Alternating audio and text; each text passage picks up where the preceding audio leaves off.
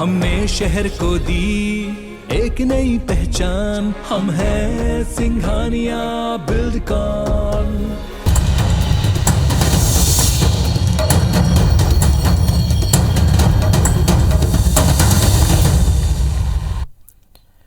नमस्कार, आप देख रहे हैं एब्स24। मैं हूं आपके साथ राहुल सिन्हा। छत्तीसगढ़ के खबरों के इस बुलेटिन में आपका स्वागत है और इस बुलेटिन की शुरुआत करेंगे एक अहम खबर से। यूपी में आखिरी चरण के लिए चुनाव प्रचार का दौर जारी है और छत्तीसगढ़ के मुख्यमंत्री भूपेश बघेल भी धुआंधार प्रचार कर रहे हैं। आज उन्होंने जौनपुर सदर विधानसभा में जनसभा को संबोधित किया और यहां से कांग्रेस के नदीम जावेद प्रत्याशी हैं। सीएम भूपेश बघेल ने छत्तीसगढ़ की योजनाओं की जानकारी दी और उसके फायदे भी गिनाए। उन्होंने कहा कि छत्तीसगढ़ में किसान, मजदूर, श्रमिकों के लिए कई तरह की योजनाएं चल रही हैं। वहीं उन्होंने जहूराबाद विधानसभा में कांग्रेस प्रत्याशी ज्ञान प्रकाश सिंह के लिए भी सभा की और जनता से उन्हें जिताने की अपील की। अभी आप जीएसटी लागू कर रहे हैं, कभी आपने सुना कि कपड़े में टैक्स लगता है, कभी आपने सुना जूते में टैक्स लगता है। अरे और तो और पान जो खाते हैं ना, पनवाड़ी जो पान बेचता है उसमें भी टैक्स लग रहा है, उसमें भी जीएसटी है। ये भार किस पे पड़ रहा है?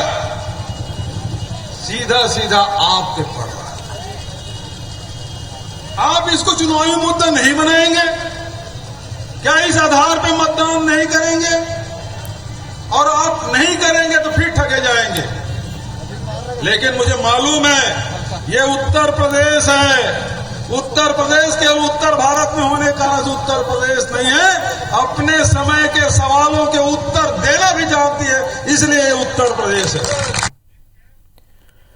छत्तीसगढ़ में लंबे समय से भंग एनएसयूआई कार्यकारिणी को दोबारा मजबूती देने का काम शुरू हो गया है और इस कड़ी में एनएसयूआई के 32 पदाधिकारियों की नियुक्ति की गई है। इनमें 16 जिलाध्यक्ष, 13 प्रदेश महासचिव और 3 प्रदेश उपाध्यक्षों की नियुक्ति की गई है।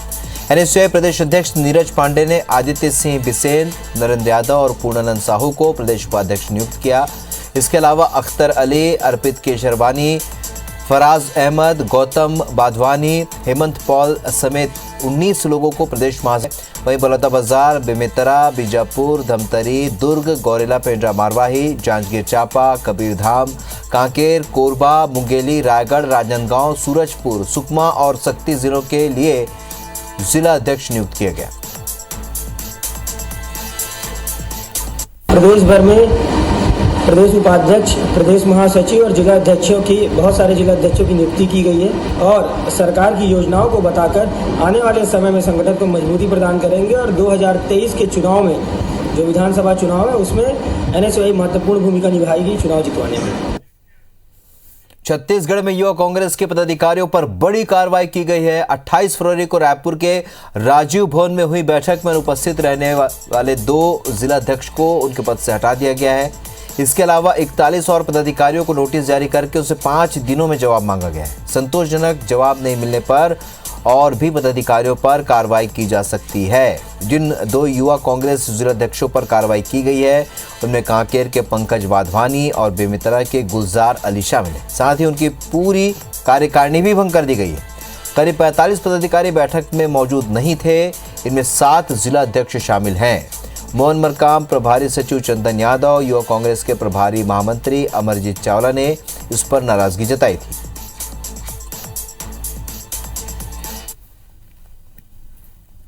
कि जो काम करेगा वही टिकेगा और जो काम नहीं करेगा, घर में बैठ के हवाई अगर वो सोचेगा कि मैं पदाधिकारी बना रहा हूं, तो ये अब संभव नहीं है। राहुल जी, प्रियंका जी आज इतनी मेहनत कर रहे हैं देश में, उनसे प्रेरणा लेकर हर कांग्रेस के कार्यकर्ताओं को मेहनत करनी चाहिए। अगर आने वाले समय में ये लोग अपनी कार्यप्रणाली सुधारेंगे, अच्छा काम करेंगे, तो आगे चल के बड़ी जिम्मेदारियां भी इन्हें मिलेंगी। नया रायपुर में आंदोलन कर रहे किसानों के मामले में बयान देते हुए मंत्री शिव डहरिया ने कहा है कि उनकी सरकार बीजेपी शासनकाल में हुए अत्याचारों का निवारण कर रही है। मंत्री डहरिया ने कहा कि बीजेपी सरकार ने नया रायपुर बसाने के लिए किसानों के साथ अन्याय किया और उनके जमीनों को पौने दाम में अधिग्रहित कर लिया। इस मामले पर उनकी सरकार ने गंभीरता के साथ कमेटी बनाकर फैसले लिए हैं। कांग्रेस सरकार किसानों की हितैषी सरकार है मंत्री डहरिया नगर पंचायत मंदिर हसौद के विकास कार्यों के भूमि पूजन और लोकार्पण कार्यक्रम में पहुंचे थे। इस दौरान उन्होंने बताया कि नया रायपुर में सर्वे का काम शुरू हो चुका है। इसके बाद किसानों को उनकी जमीन का पट्टा दिया जाना है। कौन बोलता है किसानों की समस्या का समाधान? नया राजधानी के जो किसान आंदोलन कर रहे हैं, भारतीय जनता पार्टी ने उनको वादा किया था, लेकिन उन्होंने वादा खिलाफी की। हम तो उनके समस्याओं को निदान कर रहे हैं। उनके जो लोग हैं वहाँ पे जो बसे हुए हैं उनको पट्टा देने का काम कर रहे हैं। निर्णय हो गया है, पट्टा देंगे। सर्वे का काम चल रहा है, सर्वे के बाद ही पता चलेगा किसको पट्टा देना है। इस बीच रायपुर से एक बड़ी खबर, जहां यूक्रेन से छत्तीसगढ़ के छात्रों की वापसी लगातार जारी है। अब तक छत्तीसगढ़ के 39 स्टूडेंट्स की सकुशल वापसी हो चुकी है। मुख्यमंत्री भूपेश बघेल ने निर्देश दिए हैं। सीएम के निर्देश पर छात्रों को भोजन, वाहन, ठहरने की सुविधा, छात्रों को गृहनगर जाने के लिए एयर टिकट की सुविधा, एयर टिकट कराकर छात्रों को उनके परिजनों को सौंपा गया। बड़ी खबर आपको बता रहे हैं, यूक्रेन से छत्तीसगढ़ के छात्रों की वापसी का सिलसिला जारी है। अब तक छत्तीसगढ़ के 39 छात्र सकुशल वापस लौट चुके हैं। इधर मुख्यमंत्री भूपेश बघेल ने निर्देश दिए, छात्रों के भोजन, वाहन, ठहरने की सुविधा, छात्रों को गृहनगर जाने के लिए एयर टिकट की सुविधा, एयर टिकट कराकर छात्रों को उनके परिजनों को सौंपा गया।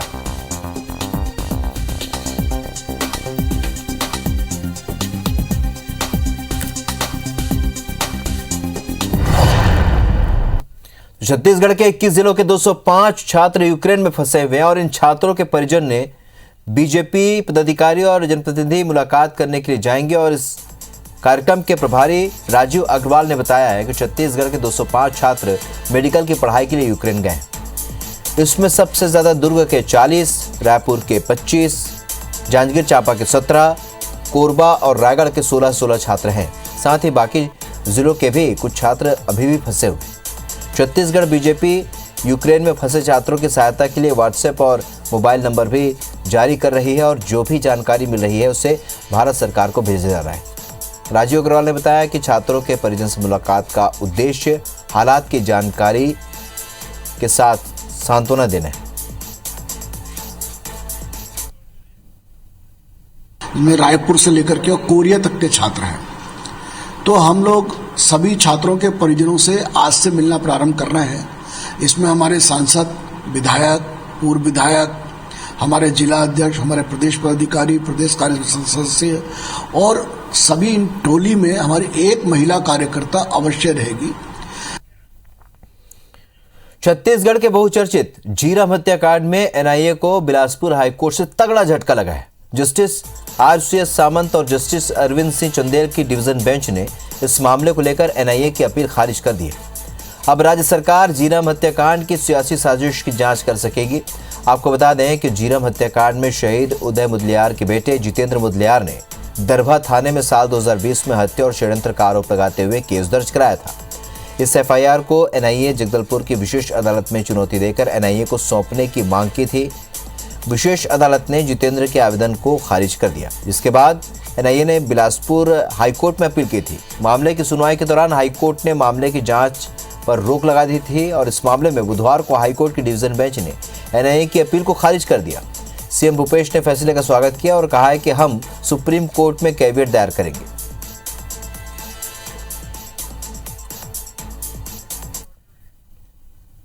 हाई कोर्ट के निर्णय का हम स्वागत करते हैं। हम लोग तो चाहते थे कि यदि एनआईए ने जांच समाप्त कर ली है तो फिर वो हमको राज्य सरकार को दे, और इसलिए हमने पत्राचार भी किया था और एनआईए से बार बार और होम मिनिस्ट्री से बार बार हमने अनुरोध किया था।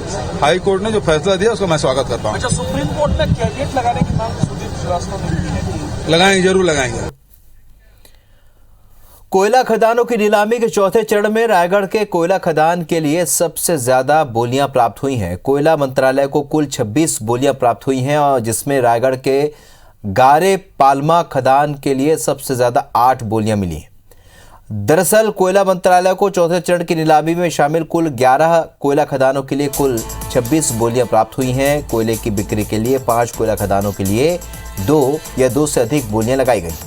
इन सभी बोलियों का मूल्यांकन कर योग्य बोलीदाताओं को 24 मार्च 2022 से MSTC पोर्टल पर आयोजित होने वाली इलेक्ट्रॉनिक नीलामी में भाग लेने के लिए शॉर्ट लिस्ट किया जाएगा। बता दें कि गारे पाल्मा खदान का कुल जियोलॉजिकल रिजर्व लगभग 167 मिलियन टन है और माइन प्लान के मुताबिक इसकी वार्षिक क्षमता लगभग 4 मिलियन टन की है।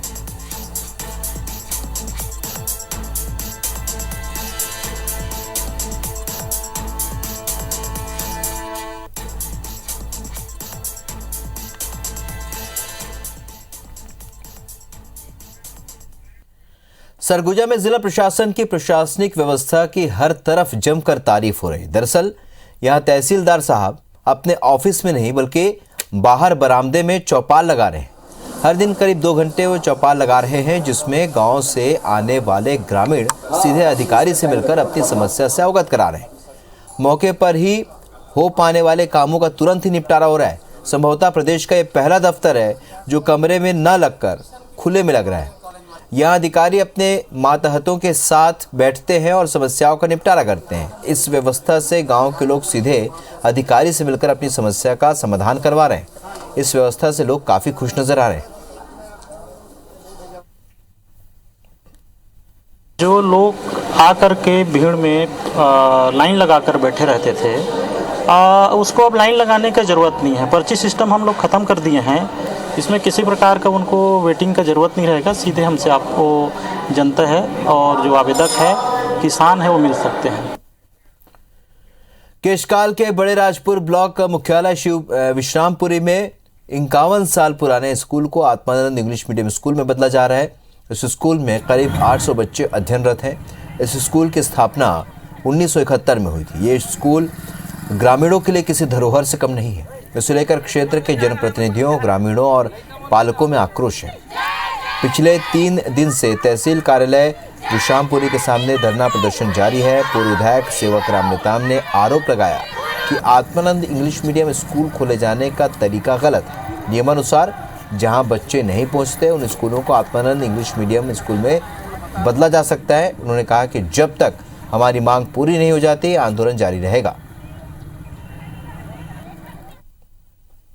शासन से चाहते हैं कि भाई जो आपने स्वामी आत्मानंद स्कूल खोला है उसके लिए अलग से व्यवस्था हो और जो शासकीय उच्चतर माध्यमिक विद्यालय है वो यथावत रहे। तो ये आंदोलन जब तक हमारी शासकीय उच्चतर माध्यमिक विद्यालय का नाम नहीं होगा तब तक ये जारी रहेगा। स्वामी आत्मानंद स्कूल में तब्दील किया गया है। इस स्कूल का नामो निशान मिटाया जा रहा है, जिससे हम जो है उद्दीलित होकर के पालक संघ, छात्र छात्राएं मिल करके यहाँ पर धरना प्रदर्शन में बैठे हैं। बलरामपुर जिले के बरियो चौकी में आदिवासी युवक की हत्या का मामला सामने आया है। परिजन ने जमीन नहीं बेचने पर एक क्रशर संचालक पर हत्या का आरोप लगाया है। दरअसल बरियो चौकी में मृतक शिव नारायण के खेत के पास ही क्रशर का काम चलने से उसकी खेती बर्बाद हो रही थी और इस पर आपत्ति जताने पर संचालक ने जमीन खरीदने की पेशकश की, लेकिन मृतक ने जमीन बेचने से मना कर दिया और कुछ दिन बाद आदिवासी युवक की लाश क्रशर में बुरी तरह कुचली हुई मिली। ऐसे में परिजन संचालक पर आरोप लगा रहे हैं। साथ ही उनका कहना है कि पुलिस कार्रवाई नहीं कर रही है। सरगुजा संभाग में ये दूसरा मामला है जब आदिवासी युवक की संदिग्ध मौत हुई है। इस मामले पर अनुसूचित जनजाति आयोग की एंट्री हो गई है। आयोग का कहना है कि जांच कर दोषियों पर कार्रवाई की अनुशंसा की जाएगी। थ्रेसर वाले को मतलब मना करने के लिए गए थे कि धूल उड़ रहा है, फसल हम लोग का ठीक ढंग से नहीं हो रहा है, तो थोड़ा धूल को कम करिए। तो फिर थ्रेसर वाला बोल रहा है कि जब धूल उड़ रहा है तो ज़मीन मेरे को दे दो, हम लोग का फसल खराब हो रहा है। तो फिर बोले तुम ज़्यादा बोलोगे तो तुमको ढर के इस थ्रेसर में डाल दूंगा। अब आयोग इनके गांव तक जाएगा और घटना स्थल पर जाकर के लोगों से पूछताछ करेगा।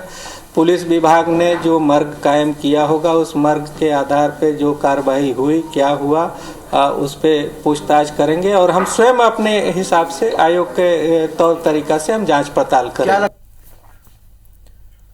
53 दिन बाद मंगलवार को भिलाई के मैत्री बाग की रौनक लौट आई है। पहले दिन लोगों में खासा उत्साह देखने को मिला। मैत्री बाग के गार्डन में घूमने के साथ ही लोगों ने चिड़ियाघर का भी मजा लिया।